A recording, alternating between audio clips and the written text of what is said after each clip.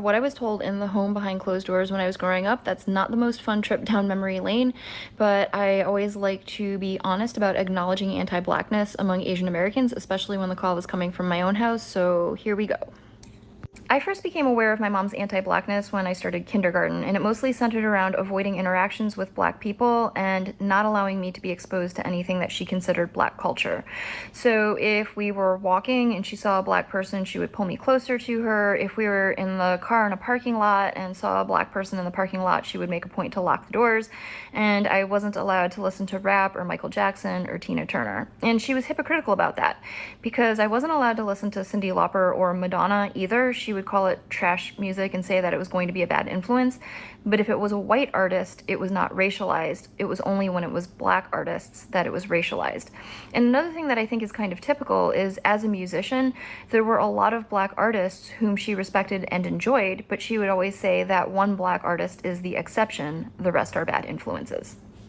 When I went to school, if I came home and said I made a friend, her first question would be white or Black. And that drove me nuts, because in preschool I dealt with a lot of bullying and discrimination because of being Asian, so it didn't make sense to me that she wanted me to turn around and do that very same thing to my Black classmates whom she knew nothing about on the basis of their skin color. And when I wouldn't stay away from my Black friends, she would resort to making up justifications as to why it was harmful for me. She would say they're going to hurt me and they're going to be a bad influence because they fight and they swear and they're not good students. And of course, none of that was true. And in my household, it was not physically or emotionally safe to voice your opinions, but about that I would, because it literally angered me. And then she would resort to physical violence. And that sealed the deal in my mind that prejudice is purely irrational, because none of her claims had any basis in reality, and that's why she had to resort to physical force. Unfortunately, I think that when parents resort to intimidation and violence to instill prejudice in their children, a lot of times it works. But I was very lucky, because the principal of my elementary school was a Black woman who implemented a program called Students Educating Each Other About Discrimination. And that wasn't centered on racial discrimination, it was about discrimination in general. But in that program, we learned to have discussions about discrimination and to identify it and disrupt it. Which at that age just means if you witness discrimination, say it's discrimination and articulate how you know that it's discrimination. So from learning that very powerful tool at school, I was able to identify that what my mom was doing at home was wrong. Additionally, the principal was a Black woman, so I had a Black woman in a position of leadership as a role model. And in my school district, she wasn't a token. They really valued Black leadership, from teachers to administration, guidance counselors, all the way up to superintendents. And so I was surrounded by Black role models who made me see that reality did not line up with what my mom was trying to teach me.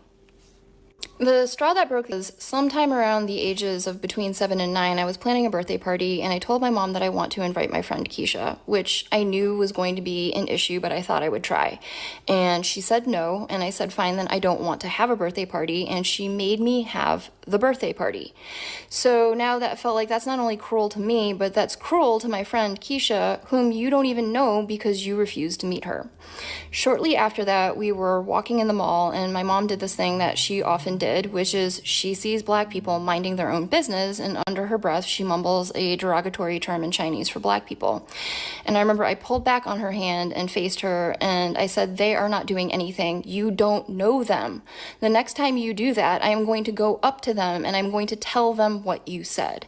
And believe it or not, the fear of exposure by me actually made her tone it down, and she stopped doing that in public. Fortunately, my mom did not live and die that way. In later years, she came around to seeing and later openly admitting how wrong she was. In her older age, one of her best friends really was Black, and my mom admitted to her friend what her previous attitudes had been and why. And from those conversations, I was able to gain some insight as to what my mom's motivation was for her anti-Blackness. Because I think most people feel, since Asian Americans also are harmed by white supremacy, how does it make any sense for Asian Americans to be anti-Black? My mom spent most of her young life in Hong Kong when it was under British occupation, and then in the 1950s, she came to the United States when she was 16 years old. Generations before my mom, her family had been living in and doing business around Shanghai, Hong Kong, and Macau, which were French, British, and Portuguese occupied areas. So she was heavily indoctrinated into anti Blackness in Hong Kong, where she had no exposure to Black people that would have shown her a different reality.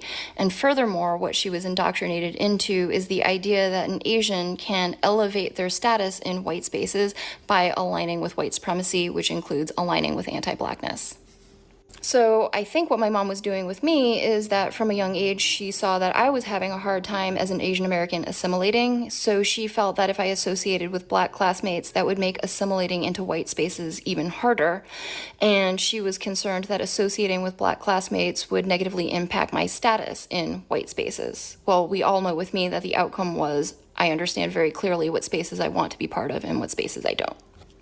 So my mom was really proud that she was westernized. She was proud that she spoke English without an accent, that she was very well versed in European culture, and she actually looked down upon my dad for being what she called traditional and therefore backwards. Right, so where was my dad in all of this? My dad grew up in Taiwan where he had no exposure to Black people, but he also had very little exposure to Western media. I think when he came to the United States, he was a bit uncertain around Black people because of the lack of familiarity and the slight media bias, but it only took a very little being around Black people to see that prejudice is irrational and that it serves a white supremacist agenda that he doesn't want to uphold. As I said before, in my household, it wasn't physically or emotionally safe to voice opinions that differed from my mom, so I do understand why my dad didn't speak up when my mom was being anti-Black. He had a hard enough time keeping my brother and I safe. However, what he would do is when it was just my dad and I, he would make sure to teach me or give me resources about accurate Black history. So, for example, a lot of my mom's rhetoric surrounded musicians. So my dad would teach me about Berry Gordy, Chuck Berry, Marian Anderson, Jesse Norman. If the claim was that Black people don't value education, he would tell me about Black scholars, academics, and scientists, and so on. So that, in a nutshell, is what I was told at home behind closed doors when I was growing. I hope you're faring well where you are, and if you ain't, please fare well. You know, they say that a path a man chooses is his choice. And sometimes I come to think that sometimes the path that a man chooses ain't his choice. Some choices are made to us by our parents with whom may be having some stereotypes, which we may also not blame on them. Some of our parents, especially we millennials, I'm not a Gen Z, our parents believe in certain things. They believed in white supremacy. Can't blame them. I understand why. Some of our parents are very colorist. Some of our parents are very racist. Why am I saying this? I'm saying this because when the colonizer came, he brought with him his supremacy. He had to find a way to make people submit to him, you know. And when he was, let's say for instance, the British, when they were colonizing Kenya and some of the East African countries, they used direct rule. In some other West African countries, they used indirect rule. And the French, when they came, they used a different method, which was also just as effective as the ones of the British. They used assimilation. By using assimilation is they wanted the Black people to be assimilated into their culture to an extent that they would educate Black people by taking them all the way to France to go and study.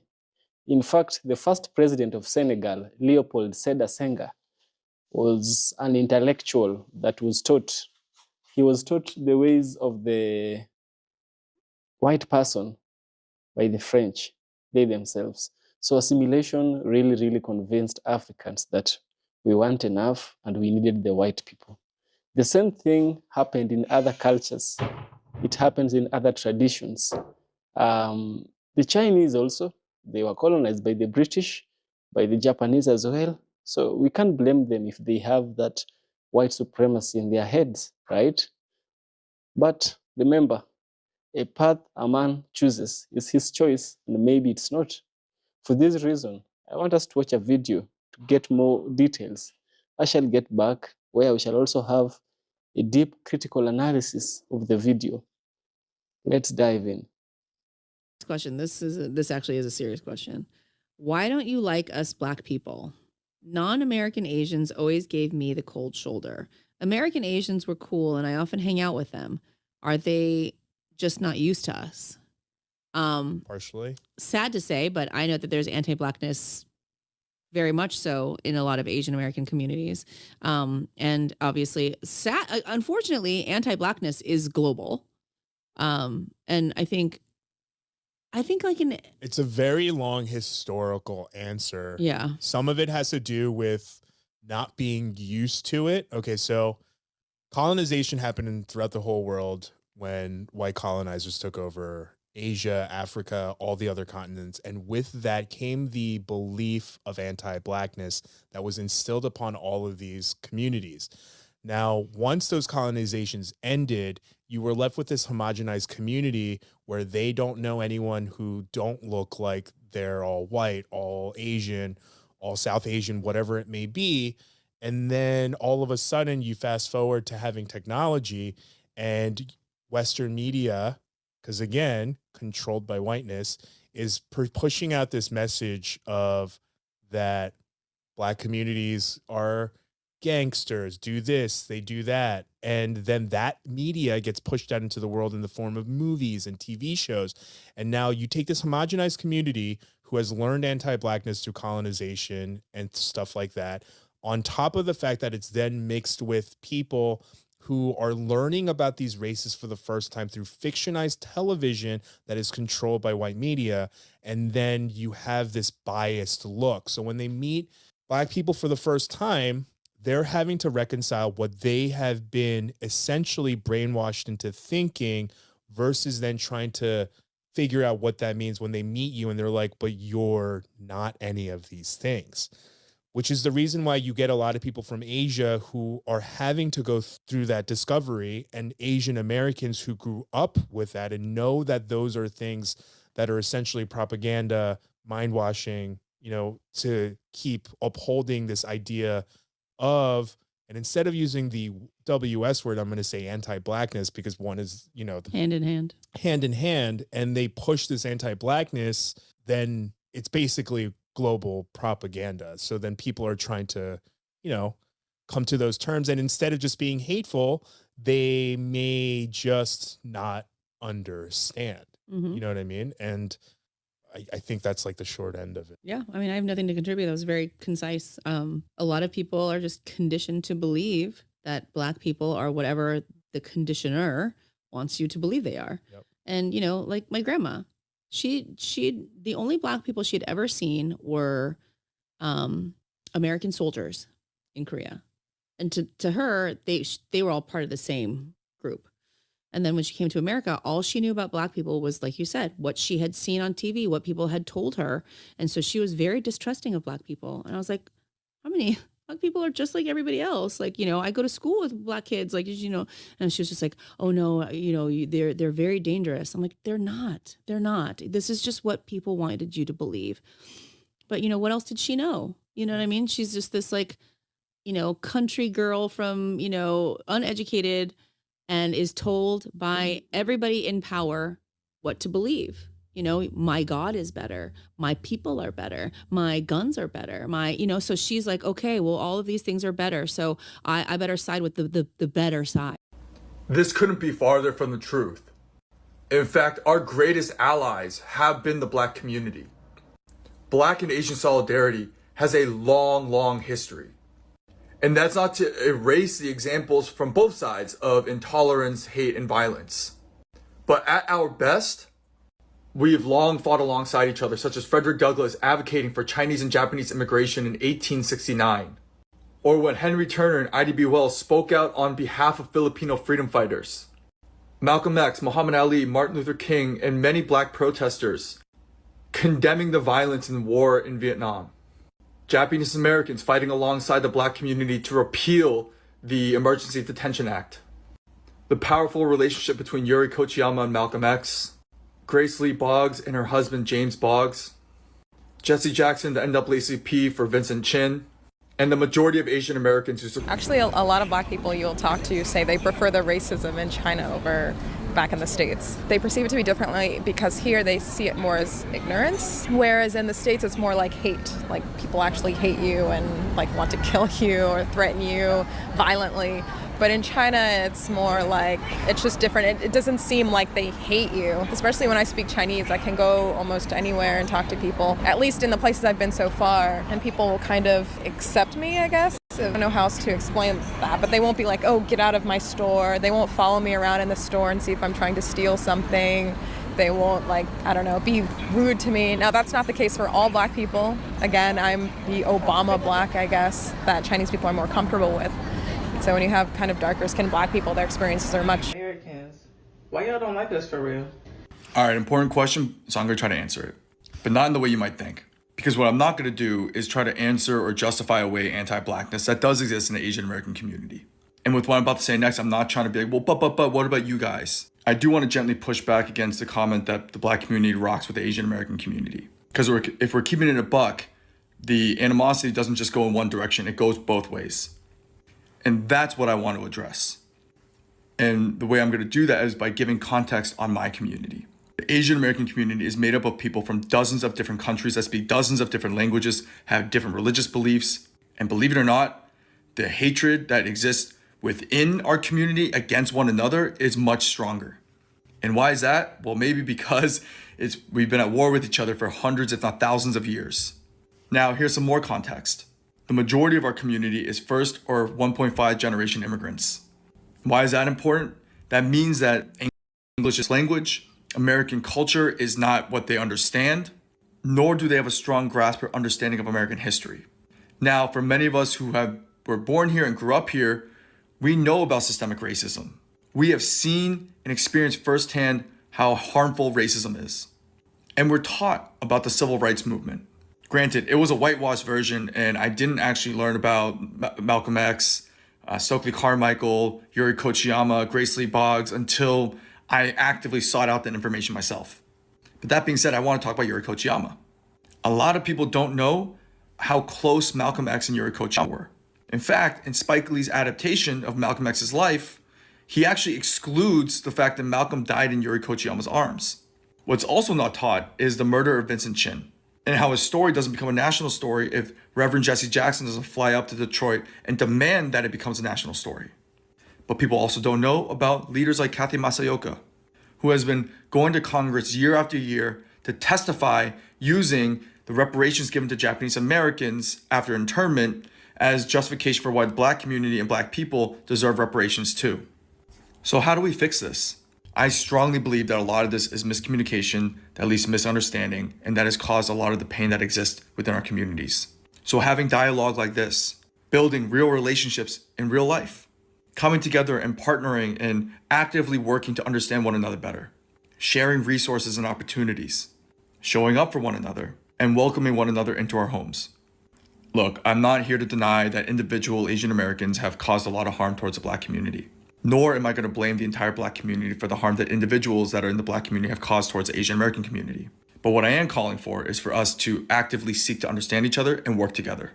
Because together we are so powerful, and there's so much love that already exists. I hope this helps.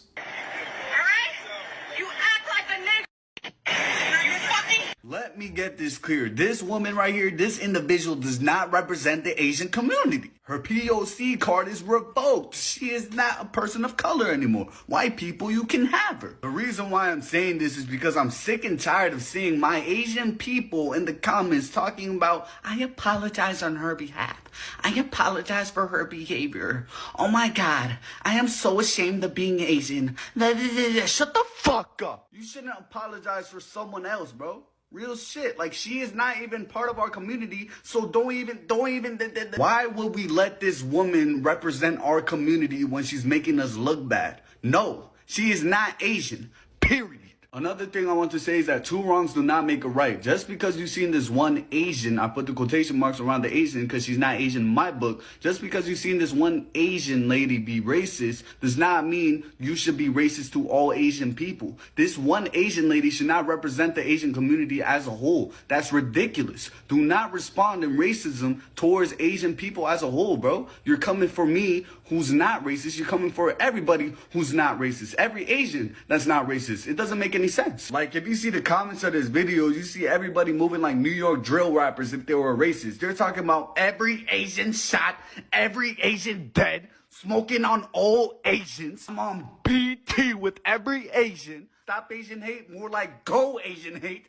Fuck all the Asians. Like, relax, please. She is not Asian. She does not represent our community. Please. Another point I want to make is that Asian people and black people should not go against each other. We are both minorities in America. If anything, we should reunite and fight against the system, the unfair system. Tension between the Asian community and the black community has been here for a very long time. You can clearly see this in the 1992 LA riots. But this is what the media wanted. This is what the government wanted. They want minds to go against each other. So we should change that and join forces. Like, what are we doing? Imagine how powerful we will be. Like, look at Jackie Chan and Chris Tucker. We should be like these. We should be like them. Like, look at Blasian people, bro. A lot of them love saying I'm Blasian every 5 seconds. They love saying I'm Blasian every sentence that they make. But you know why they do that? It's because they're very proud of being both black and Asian. They united. That's a terrible fucking point. That's a bad example. But I think you get what I mean. So the moral of the story is that we should stop racism. Stop. And as minorities in America, we should all unite. The Asian community is literally so anti-black, and it literally fucking pisses me off. Like, we are literally so uneducated, uninformed, just misinformed, everything about the black community, and it pisses me off. And like, it just boggles my mind how a lot of Asians see black people as beneath them. I shit you not, I literally saw someone on my story and I literally was so gagged. Like, I was like, are you serious right now? And I sent him a message, ask him if he's being serious about this. This guy is Bhutanese. I'm sorry if I'm mispronouncing it, but like, I guess he got like some kind of spray tan or whatever because he's doing some kind of stupid movie shoot or whatever. Roy posts on his story and says, because his skin is like 10 shades darker or something, he said, can I say the N-word now? With a ninja emoji next to it. I slid up so fucking quick and I asked this man, are you fucking serious right now? And guess what? That man left me on red. Need I say again that he is not black? He is Bhutanese from Bhutan or whatever the fuck you pronounce it. I'm sorry if I'm mispronouncing it. Quite honestly, like, the Asian community is literally so underhandedly racist to the black community, and it just, like, not to mention the black community is one of the most supportive of marginalized groups that has ever like uplifted the Asian community and actually put effort into supporting us. I'm probably gonna piss a lot of Asians off for saying that, but it's literally the truth and I fucking see it. I woke up out of my sleep because this needed to be said. Asians want to be black adjacent with white privilege. And just that thought alone, which is a very true thought, is kind of sickening because, again, I'll never stop speaking on it. They emulate black culture, black aesthetics, everything so heavily in the means of joking or because it's wacky. You know, white people try to say that all the time back in the day. Oh, black people do this wacky, funky stuff. And then hoopla, hoopla, they try to switch it to something else. They try to give it a different name. But it's sad because, again, Asian people know what it's like to experience racism, especially from white people, and to be oppressed by white people. However, they get that bit of what they feel is an amenity and they turn it towards black people. They want to be black adjacent with white privilege. And that's just the dumbest thing I've ever seen. Guys, Africa is fighting again because I said that Nigeria is my favorite country in Africa. And under that video in the comment section, each comment has like hundreds of responses of Africans going at it with each other. And let me tell you something about Africans. They do not mince their words. I know a lot of you think that I'm just a dumb influencer, which I am, but I learn. And I learned from the last time that I tried to defend Nigeria from all of Africa for releasing their beautiful Korean-inspired movie, My Sunshine, which is available on YouTube for free to stream for yourself. And when I tried to intervene, all of Africa, including the Nigerians, came after me. They were like, Chris, you stay out of it. This is a family matter. And I was like, oh, okay. But I do have to say, like, as someone who is not all that sensitive, the words that you share do cut a little deep for me. You know, the words you share are quite sharp. If Americans talk to each other like that, they would cry themselves to sleep and take a mental health break. I do think all the other continents can learn something from Africa. Despite all their squabbles among themselves, they still come together to defend each other. And I wish we could see more of that in other continents. Look at Europe. The more I learn about Europe, the more shocked I am that you guys even managed to form the European Union in the first place, because I don't even know if you guys like each other. And actually, given that one of you left, maybe you don't. And I have long given up on my dreams of seeing the 3 East Asian countries, Japan, China, and Korea, get along with each other, because that will never happen. That will never happen in our lifetime. Go after China, and Japan and Korea will be the first to step in. You go after Korea, then China and Japan will be the first to step in. And you go after Japan, and China and Korea will be the first to step in. And that one, we can understand, right? You understand, right? Japan? わかってるよね? What I have come to realize is that this triangle of hate that exists between these 3 countries is actually what brings unity to these 3 countries. Because while we hate each other, we also love each other for hating each other. So in order to maintain peace these 3 countries, we must continue this ongoing hate. Korea, kimchi, is Chinese. China, it's Lunar New Year, not Chinese New Year. Japan?